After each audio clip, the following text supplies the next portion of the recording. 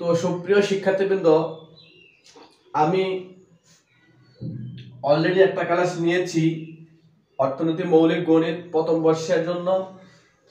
আমার প্রথম লেকচারটা যদি আপনারা না দেখেন, প্রথমে ওই 1 নম্বর লেকচারটা দেখবেন, তারপরে 2 নম্বর লেকচারটা দেখবেন, ধারাবাহিকভাবে দেখবেন। আশা করি আপনার মৌলিক গণিতের আপনি সর্বোচ্চ রেজাল্ট করতে পারবেন। তো আজকে আমি 2 নম্বর লেকচারে সূচক নিয়ে আলোচনা করব। দেখেন, আমি এখানে 9টা সূত্র লিখে রেখেছি। সূচক অঙ্কে আপনার এই 9টা সূত্র সম্পর্কে খুব গভীরভাবে ধারণা রাখতে হবে। দেখেন, প্রথম সূত্রটা হলো, অর্থাৎ কোনো কিছু পাওয়ার যখন শূন্য হয় তখন ওটার মান 1 হয়ে যায়। যেমন x, এই x এর পাওয়ার যখন শূন্য হয় তখন সেটা 1 হয়ে যায়। আবার x এর জায়গায় যদি 5 থাকে, পাওয়ার যখন শূন্য হয় সেটা 1 হয়ে যায়। এখানে যাই থাকুক না কেন, এখানে যদি 10ও থাকে, যদি তার পাওয়ার শূন্য হয় তার মান 1 হয়ে যায়। এটা আপনাকে গভীরভাবে মুখস্থ রাখতে হবে, ঠিক আছে? অর্থাৎ কোনো কিছু পাওয়ার যদি শূন্য হয় তার মান কত হয়? 1 হয়ে যায়, ঠিক আছে? এবার আসেন 2 নম্বর সূত্রটা। 2 নম্বর সূত্রটা হচ্ছে a to the power m গুণ a to the power n সমান a power m plus n। অর্থাৎ আমরা জানি, যখন দুইটা চলক বা দুইটা সংখ্যা যখন এক থাকে তখন সেগুলোর পাওয়ারে কি হয়? যোগ হয়। যেমন আপনি যদি এটা লিখেন 5 স্কয়ার গুণ 5 স্কয়ার, তখন এইটা করতে হলে আপনারা কি করতে হবে? আপনাকে করতে হবে এই 5, এই পাওয়ার যোগ করতে হবে, পাওয়ার 4, ঠিক আছে? আবার আপনি যদি এইভাবে লিখেন 6 পাওয়ার 3 গুণ 6 পাওয়ার 7 গুণ 6 পাওয়ার 6, এইভাবে করতে হলে এটাকে আপনাকে এই সূত্র অনুযায়ী আপনাকে এইভাবে লিখতে হবে 3 যোগ প্লাস 7 প্লাস 6। অর্থাৎ একই সংখ্যার ক্ষেত্রে গুণের বেলায় পাওয়ারগুলো কি হয়? যোগ হয়, ঠিক আছে? এটা মনে রাখতে হবে, একই সংখ্যার ক্ষেত্রে গুণের বেলায় পাওয়ারগুলো যোগ হয়। এবার আমরা 3 নম্বর সূত্রে আসি। 3 নম্বর সূত্রটা হচ্ছে am ভাগ an সমান, এটা হলো গুণের বিপরীত। দেখেন, ভাগের ক্ষেত্রে পাওয়ারগুলো কি হয়? বিয়োগ হয়। যেমন আপনি যদি এইভাবে করেন পাওয়ার 5 ভাগ পাওয়ার 2, তাহলে আপনার এটা হবে কি 5, এই 5 মাইনাস 2 সমান, অর্থাৎ ভাগের বেলায় পাওয়ারগুলো বিয়োগ হয় আর গুণের বেলায় পাওয়ারগুলো যোগ হয়। ভাগ আবার এই আকারে থাকতে পারে, হ্যাঁ?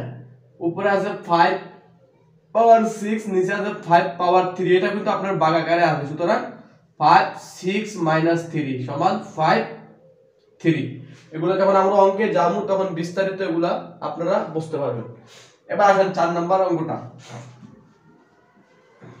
4 নাম্বার অঙ্কটা হলো a m n সমান, সহজ, এটা পারবেন। অর্থাৎ এই ব্র্যাকেটটা উঠায় ফেললে এই ব্র্যাকেটের ভিতরে যেই পাওয়ারটা থাকবে এবং বাইরে যেই পাওয়ারটা থাকবে দুটো গুণ হবে। যেমন আপনি যদি এইভাবে লিখেন 5 স্কয়ার 3, তাহলে আপনার কি হবে? এখানে 5, এই ব্র্যাকেটের ভিতরে যেই 2 আছে, ব্র্যাকেটের বাইরে যেই 3 আছে, এই দুটো দ্বারা গুণ করতে হবে, অর্থাৎ 2 3 দুগুণে 6 পাওয়ার 6 হবে, ঠিক আছে? এবার আসেন 5 নাম্বার অঙ্কটা। আচ্ছা, দেখেন, যদি পাওয়ার যদি মাইনাস হয় তাহলে মনে রাখবেন এই মাইনাসের ক্ষেত্রে চলকটা নিচে চলে আসবে, মানে এইভাবে হবে, ঠিক আছে? আবার যদি আপনার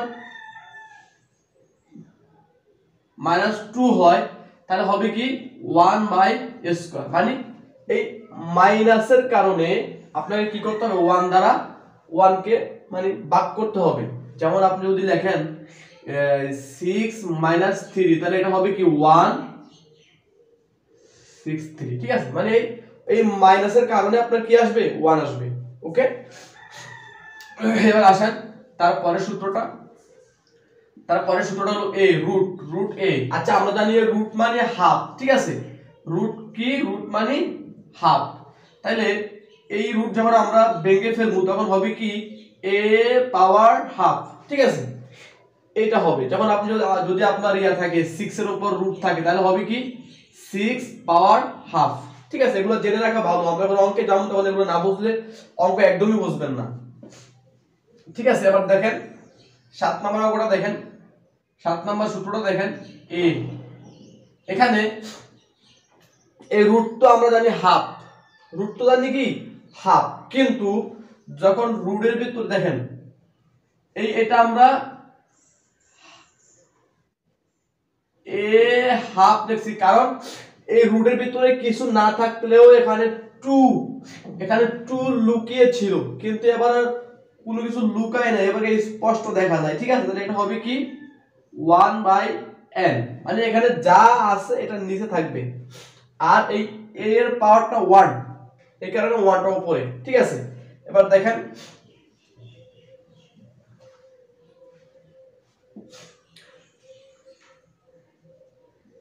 এটাও সহজ। দেখেন এখানে যে পাওয়ারটা থাকবে এই পাওয়ারটা সবসময় উপরে বসবে, আর এটা বসবে কোথায়, নিচে, যেমন am/n, ঠিক আছে। যদি এখানে কিছু না থাকে তখন আপনার হবে কি এখানে হবে 2, ঠিক আছে। মানে এখানে কিছু না থাকলে আপনি বুঝে নেবেন এখানে কত আছে 2 আছে, আর যদি থাকে আপনার তত আলাদা ভালো। যদি 3 থাকে তাহলে এখানে কি হবে 3, যদি এখানে 5 থাকে তাহলে এখানে কি হবে 5, মানে এখানে যা আছে ওটা নিচে বসবে, আর এইটার যে পাওয়ারটা থাকবে এই পাওয়ারটা উপরে বসবে, ঠিক আছে। যখন আমরা যখন রুটটা ভেঙে ফেলি।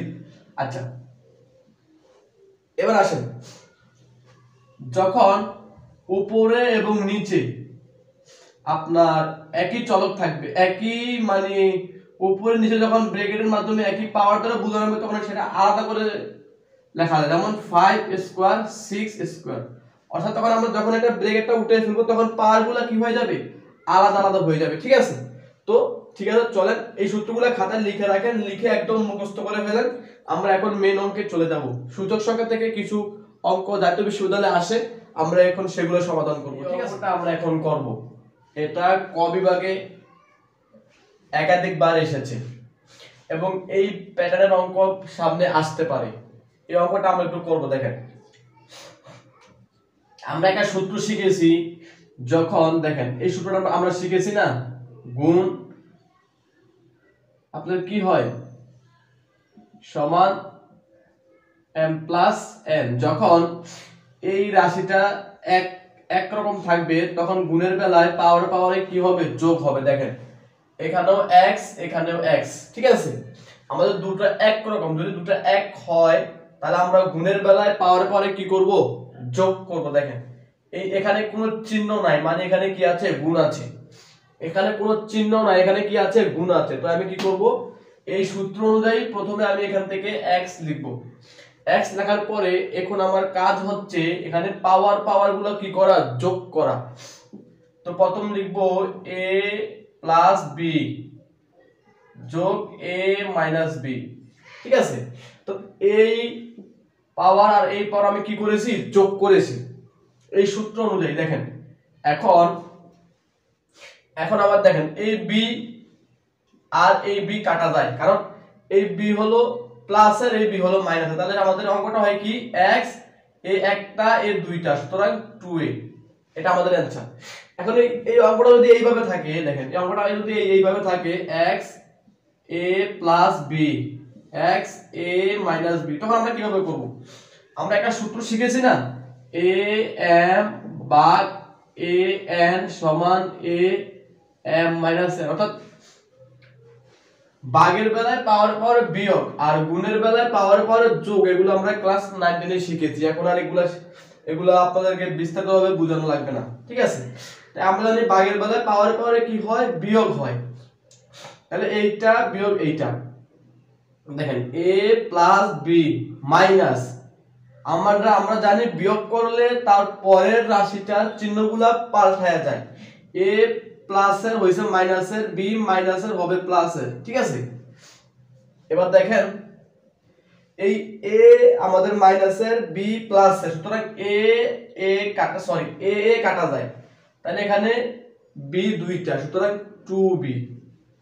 তাহলে বুঝতে পারছেন এই সূত্রগুলো খুব বেশি গুরুত্বপূর্ণ, সূত্রগুলো আমাদের শিখতে হবে ভালো করে, ঠিক আছে। এই অঙ্কটা বারবার না আসলেও এই টাইপের অঙ্ক বারবার আসে, ঠিক আছে।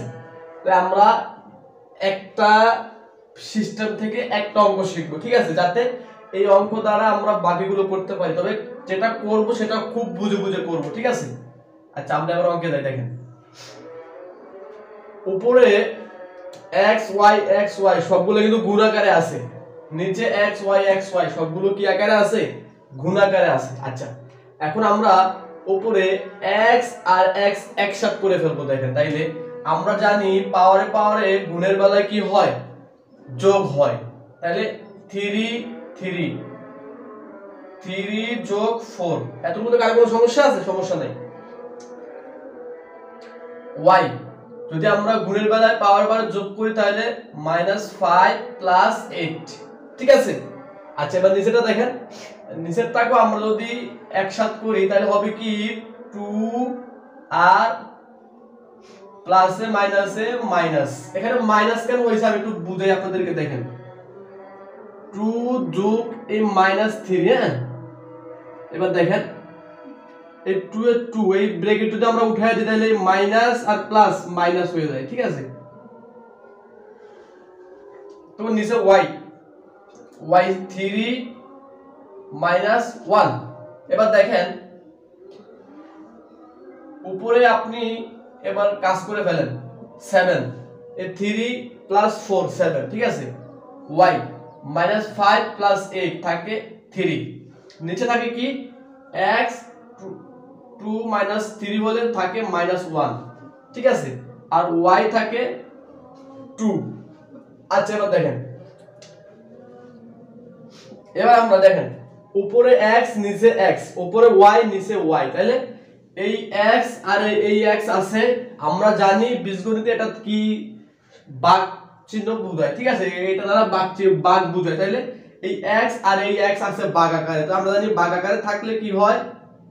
পাওয়ারগুলো বিয়োগ হয়, তাহলে +1।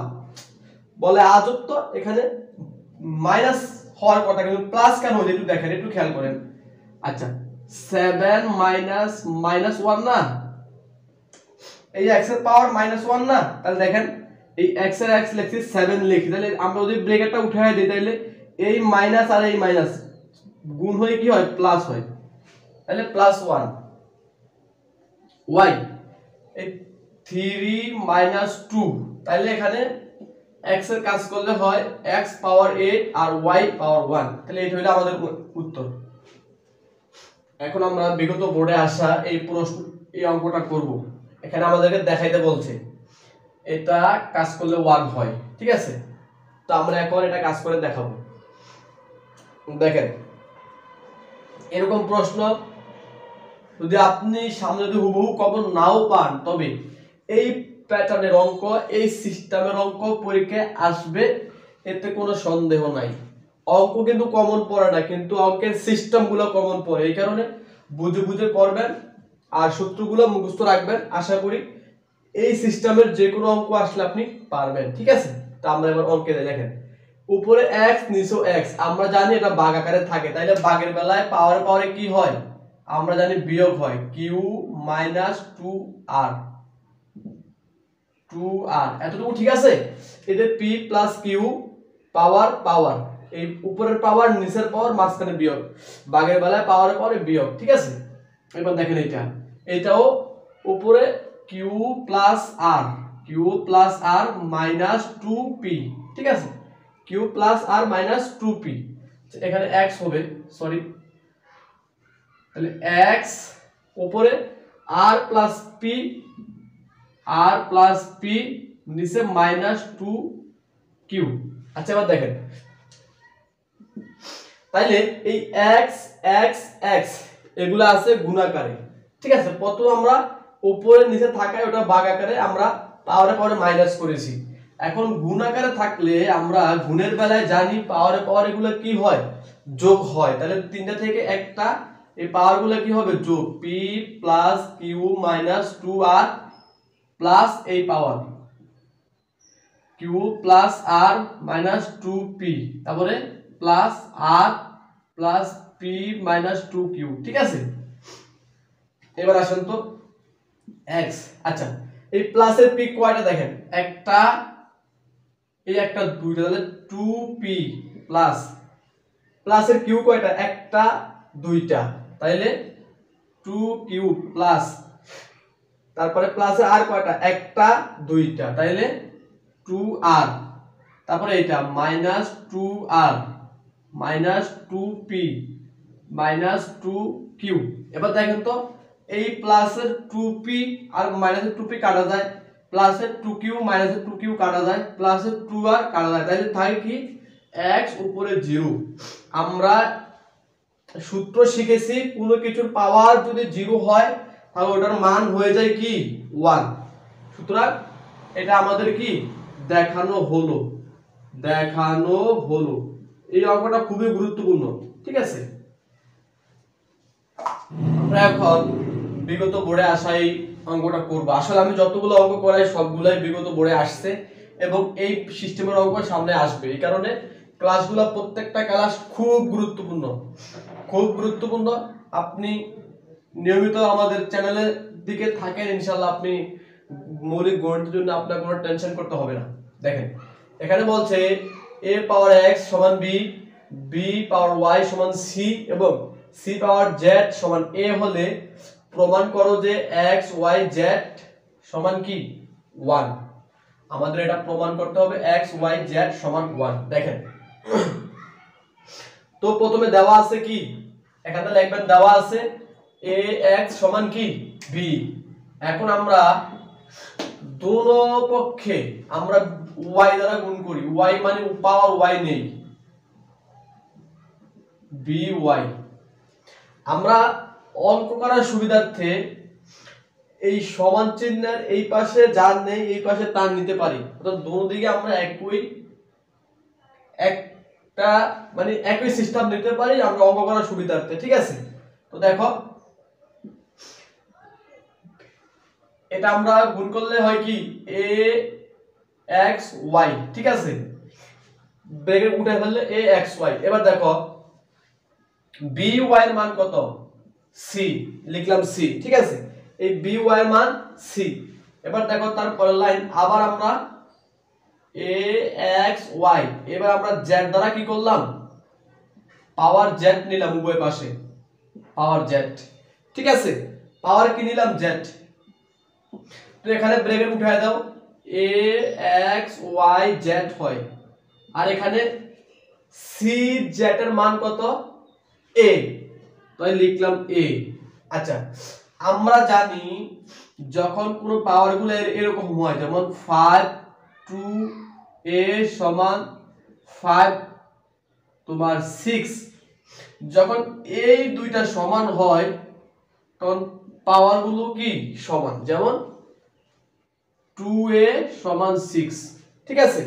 যখন এই সমান চিহ্নের দুই পাশে একই সংখ্যা থাকে, একই সংখ্যা বা একই চলক থাকলে তার পাওয়ার গুলা কি হবে, সমান হবে।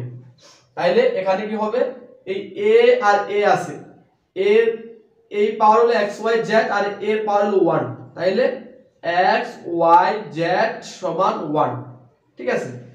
এটা আমাদের কি প্রমাণিত।